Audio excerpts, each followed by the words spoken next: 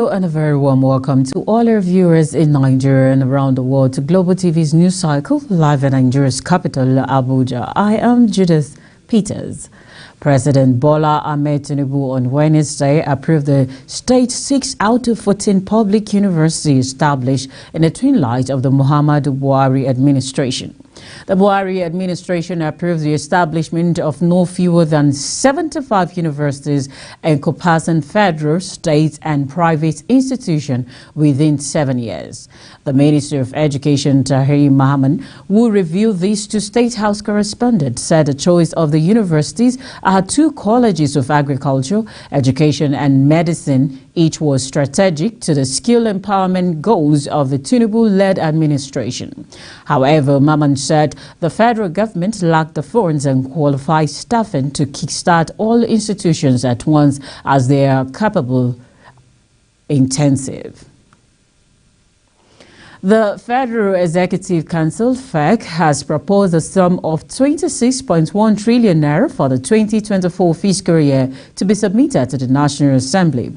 The government said it was working towards ensuring that January to December budget cycle is maintained and that the 2024 budget is passed and signed before December 31st, 2023. The Minister of Budget and Planning, Atiku Bagudu, made the disclosure at the end of council meeting presided over by President Bola Tinubu at the Council Chamber Presidential Villa in Abuja. Briefing State House correspondent at the end of the FEC, Bagudu said Council has approved the 2024 to 2026 Medium-Term Expenditure Framework (MTEF) and Fiscal Strategy Papers (FSP). He explained that the executive is required by the Fiscal Responsibility Act to present to the National Assembly ahead of a budget presentation, a document which will provide a medium-term economic outlook for the economy. As well, the Nigeria Senate has asked President Bola Tinubu to immediately declare a state of emergency on drug abuse in Nigeria so as to safeguard the future of the country. The resolution reached during plenary is sequel to a motion on the growing menace of illicit drug use and other minor temporary substances across Nigeria. Kikelamo Okere has more. The sponsor of the motion, Senator Babangida Hussein, had in his lead debate noted that Nigeria is presently facing a rise in drug abuse which has reached an unprecedented level, transforming from a mere transit route in the 1990s into a country filled with drugs abusers and drug traffickers all over its land space. While a population of 30 to 35 million Nigerians spends approximately $15,000 and $30,000 annually on psychotropic drugs and alcoholic beverages, respectively. The Senate is also to note that according to a report by the United Nations Office on Drugs and Crime and the European Union on Drug Use in Nigeria, about 14.3 million Nigerians between the ages of 15 and 64 are drug abusers. Several lawmakers who contributed during the debate expressed worries over the use of mood-altering or psychoactive, performance-enhancing drugs, dependence drugs, as well as abuse of prescription drugs. We should, in my view, urge the President to lead the challenge. The President of the Federal Republic has to be urged to declare an emergency on this and to lead the national response to it. In every country where this has happened, and we are not alone, the Americans dealt with the opioid crisis. Anywhere you have this issue, the executive must take the lead. That unfortunately, the words of most of our elites are also affected. Fortunately, we have a leadership of NDLE that is very, very determined. Buba Marwa, General Buba Marwa retired, was our governor in Borno State. And all of us here know his determination and capacity and the effort he has put in this NDLE that has turned it around and even given the institution an international recognition. But he is handicapped. He is handicapped. I discussed with him severally. And coincidentally, this is the time to help him This is the time to get the committee that this Senate has created to sit down with the leadership of the NDLE to know what they need. My distinguished colleagues, it's a serious matter. We need to really wake up from it's a sad commentary on the way things are done in this country. Very, very sad commentary. A big nation that human capital now is #1 in whatever you think. Any war, any country out in the whole world, any country, human capital is what is in the front burner, is what drives, good economy. And we have an abundant population, youthful population, and we're allowing it to get destroyed through, intake of illicit drugs. A lot has to be done by families if we have to bring this situation under control. And I think it's what Senator Dixon said, that we have reached a point of national emergency. We should convoke a national discourse on narcotics, and then at the end of it, we should come up to this chamber as legislators to formulate policies and possible legislations. The Senate subsequently resolved to, among others, to employ the National Drug Law Enforcement Agency, Federal Ministry of Health, and other relevant government institutions to step up their efforts to curb the alarming consumption of Mkpuru-Mmiri and Kukara, which were prevalent in the southern and northern parts of the country. The upper chamber also directed its committee on NAFDAC, drugs and narcotics to liaise with relevant federal government agencies to converge a national summit on the state of drug and narcotic abuse in the country. Kike Lomo Ukeri, Global Television News, Abuja.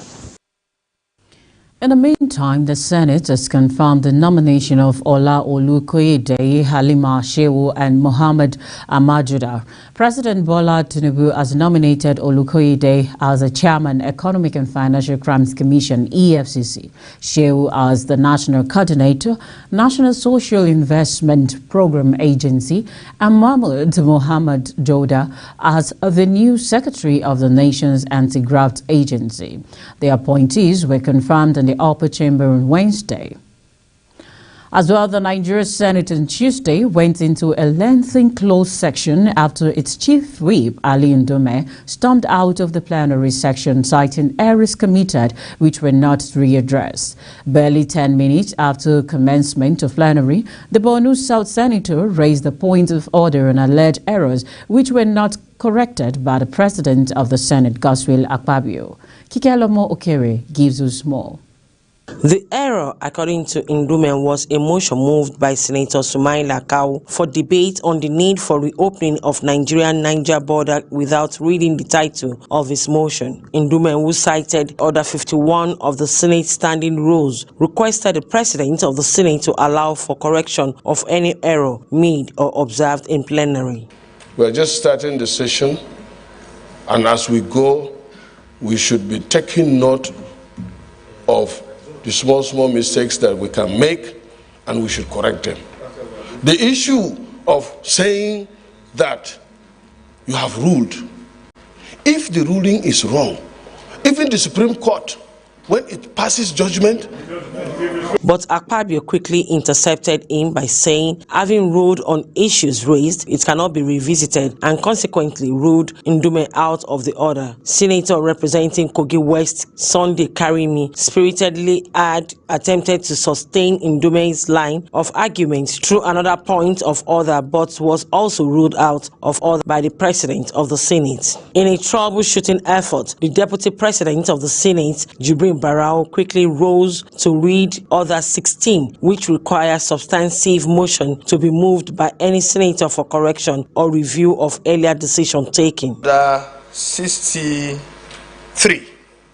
With your permission, I read. The President of the Senate, in the Senate, and the chairman in any committee shall be responsible for the observance of the rules of order in the Senate and committee respectively, and their decision upon any point of order shall not be open to appeal, shall not be open to appeal, and shall not be reviewed by the Senate except upon a substantive motion after notice. So once you have ruled, nobody can bring up that matter again until a notice given and a substantive motion is tabled. So once you rule, you have ruled. Except we want to go against this. Sustaining Barrow's point of order by Akpabio infuriated Ndume by raising another point of order, Order 54, to seek for correction of the perceived error. For the Chief Whip, just as a way of, advising the Senate on the way we do things. Mr. President, this is the Senate. This is the Senate. And we should not shy away from learning. Sorry, the clerk, can I have that Order 54? But without being allowed to make a full presentation of his argument, the President of the Senate ruled him out of order again. All sequence of speeches, motions or bills coming before the Senate. So as we are coming under Order 54, this is what is written there. So I'm sorry, Leader, we rule you out of order. Angered by Akpabio's decision, Ndume packed his documents and furiously stormed out of the chamber. Kikelomo Okeri, Global Television News. The Senate on Wednesday appointed Senator Oyelola Yisa Ashiru of the All Progressive Congress representing Kwara South as its new deputy leader of the Senate. The Senate also appointed Senator Uweboye Onyeka as the new deputy chief whip. Senate President Godswill Akpabio announced the new appointment at plenary. Ashiru, who was hitherto to the Deputy Chief Whip of the Senate, was elevated to the position of Deputy Leader of the Senate, which became vacant following the appointment of Senator Dave Umahi as Minister of Works by President Bola Ahmed Tinubu. So the governor of Anambra State, Professor Charles Soludo, says Nigeria needs to get our education right in order for other sectors to take shape. Soludo made the remark during a courtesy visit to the Minister of Education in Abuja. Global TV education correspondent Soburat Usman tells us more. The governor said Anambra State is revolutionizing the public school system to make it smart to allow less privileged children access to quality education and break the genes of poverty. I recruited 5,000 teachers within my first 9 months in office. I don't think this has happened anywhere else. And we are again recruiting another 3,000. We're ending the era of PTA teachers in our school system. And all of them must be certified teachers with TRC and as it were. Then upgrading infrastructure-wise and technology that enables them. And we're hoping to partner effectively with the federal government in a number of these areas. We want to showcase what you have to offer us, what you got to offer Nigeria. We want to become your model and become your partner in all of this, in delivering. On his part, Minister of Education Professor Tahir Mamman urged states in the country to emulate the Anambra education model, especially in the area of basic education. In a federal system, the Constitution makes a concurrent matter, so we will continue to provide the policies to ensure that no state is left behind and no child of Nigeria is left without education, because for us leaders, leaving that category of people out of education is a very serious omission and application of our responsibility. I develop a roadmap that will be presented to the public for input by the Minister of President, hoping that if you are around with your passion in basic education, you will be with us in that program to contribute to the success and tell us the stories of Anambra State and how our roadmap can also tap for the enormous work we have done in moving this country forward. The minister commended the governor for turning the tide of education in the state, saying that government will continue to provide policies to ensure that no state and child are left behind. Swabra Usman, Global Television News, Abuja. Fatima Bukar, a daughter of a member of the Borno State House of Assembly representing Ngalo State Constituency, Bukar Abacha, was on Tuesday evening murdered by an unknown person under and around the Dakar Chiri Bayan Gida Dambe area of Maiduguri, the Borno State capital. The husband of the victim, who took her corpse to a police station, said he found her lifeless body in his house with her hand and legs tied behind her back while a 2-year-old child was crying. The Gwange Police Station Division, however, evacuated the corpse to the University of Maiduguri Teaching Hospital. Meanwhile, the Borno State Police Command has arrested Adam Alhaji Ibrahim, the husband to the deceased Fatima Alhaji Bukar. Adam was arrested Tuesday night after the state governor, Babangana Zulum, directed authorities to take her body back to the University of Maiduguri Teaching Hospital for an autopsy. As well, the Minister of Police Affairs, Senator Ibrahim Gaidam, has sought for a strong partnership with Canada to foster stronger ties and collaboration in various sectors, particularly in the area of security and law enforcement. Kekelomo Okere reports that he made the request during a courtesy visit by the Canadian Embassy in Nigeria, led by its High Commissioner James Christophe, to the headquarters of the Ministry of Police Affairs in Abuja.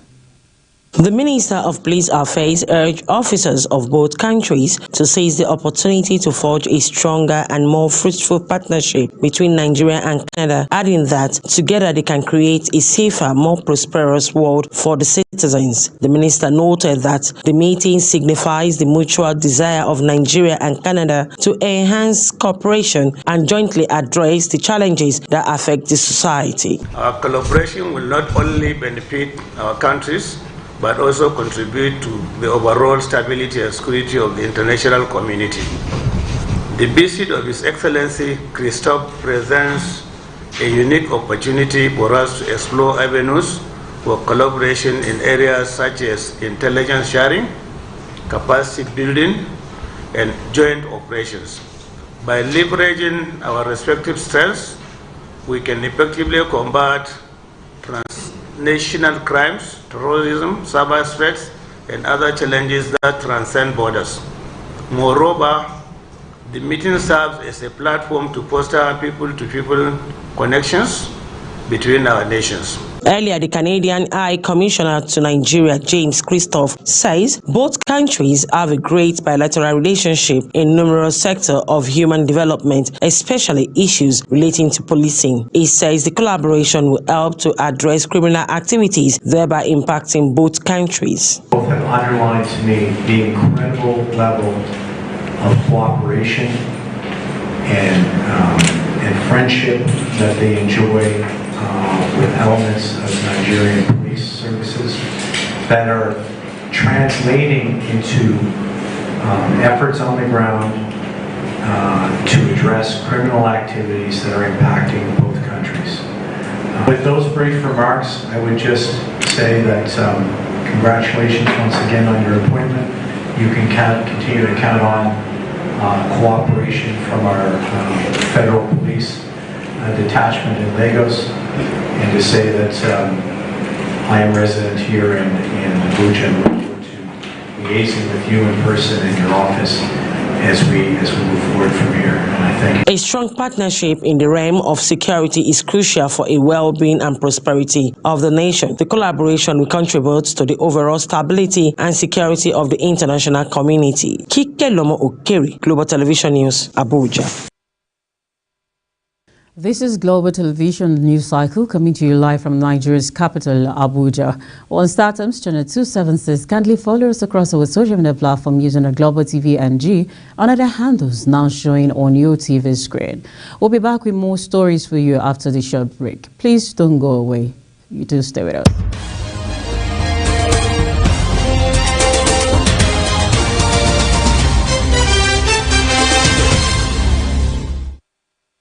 The National Broadcasting Commission, NBC, welcomes broadcasters, content creators, tech experts, exhibitors, and investors from Nigeria and all over to the 13th edition of Africast. Africast is the destination event where local and global industry players experience the latest innovative technologies, services, products, and markets. Participants will experience 3 days of world-class exposition showcasing the very best in creativity, innovation, and technological advancement in the broadcast industry. Theme: broadcast content, synergy, finance, and market.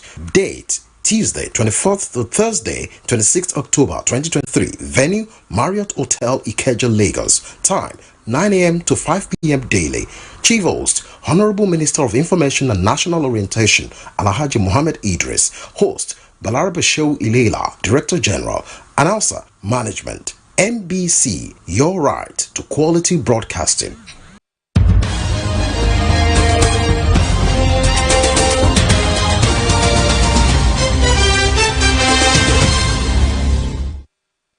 Welcome back. If you're just joining us, it's still the Global Television bringing you live broadcast of the news cycle from the Nigeria's capital, Abuja. The President of the United States of America, Joe Biden, has announced $100 million for humanitarian assistance in Gaza. In a post on official Twitter handle, Biden said the money will support over 1 million displaced and conflict-affected Palestinians and will have a mechanism in place so this aid reaches those in need, not Hamas or terrorist group, the post read. Still on the foreign scene, President Joe Biden landed in Israel Wednesday on a solidarity visit following Hamas attacks that have led to major Israeli reprisal. Air Force One touched down just before 11 a.m. at Tel Aviv's Ben Gurion Airport, where Prime Minister Benjamin Netanyahu was set to welcome Biden personally on the tarmac. Let's take a look at business. A federal high court in Abuja has rescheduled the trial of Stella Odua, a Chinese construction firm, CCECC, and others on alleged 5 billion naira fraud charges for November 14th. The matter, which was number 3 on the court's list, could not be heard by Justice Iyang Ekwo. Although counsel to the Economic and Financial Crimes Commission, EFCC, of Ikwet was in court, the defendant, including Odua, were absent. Justice Ekwo had on July 21 ordered the EFCC to produce persons behind breaching his privacy through text messages on his phone and another group who petitions the Chief Justice of Nigeria regarding the ongoing case. The judge, who adjourned the matter until today, directed the Anti-Corruption Agency must produce those persons in court. And as part of strategies to beat high operating costs in the aviation industry, domestic airlines have increased the number of flight seats, allowing more travelers to come and boost revenue. The president of the National Association of Nigeria Travel Agency, Susan Akboriaye, responding to the effect of foreign exchange scarcity in an exclusive interview with correspondent, said the new development was part of coping mechanism employed by airline owners to increase the capacity of their airline amid dwindling revenue. According to her, the lower seats, although cheaper, were to drive off the average seats per departure and translate into lower per seat costs. And lastly, the federal government reviewed on Tuesday that over 100 mini electricity grids are currently in operation across the country, making Nigeria one of the largest mini grid markets in Africa. It disclosed this through the Rural Electrification Agency, a federal government organization, during the signing of a memorandum of understanding between the REA and the African Mini Grid Developers Association in Abuja. Partners in DAL signed the MOU to further promote and accelerate mini-grid development in Nigeria with focus on knowledge sharing, capacity building, better coordination of the sector, among other initiatives. And that's it on Global TV News Cycle, coming to you live from Nigeria's capital, Abuja. On StarTimes, channel 276. Kindly follow us across our social media platform using the Global TV and G and other handles now showing on your TV screen. On behalf of the production team, I am Judith Peters. Thank you so very much for watching.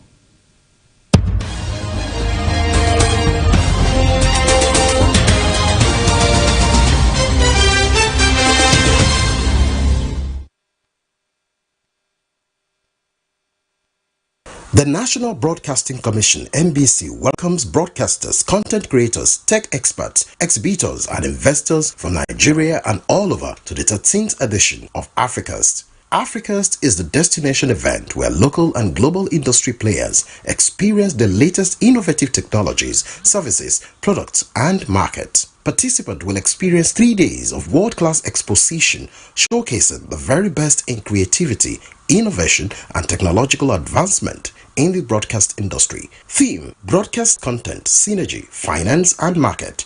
Date: Tuesday 24th to Thursday 26th October 2023. Venue: Marriott Hotel Ikeja, Lagos. Time: 9 a.m. to 5 p.m. daily. Chief Host: Honorable Minister of Information and National Orientation Alhaji Mohammed Idris. Host: Balarabe Shehu Ilela, Director General. Announcer: Management. NBC, your right to quality broadcasting.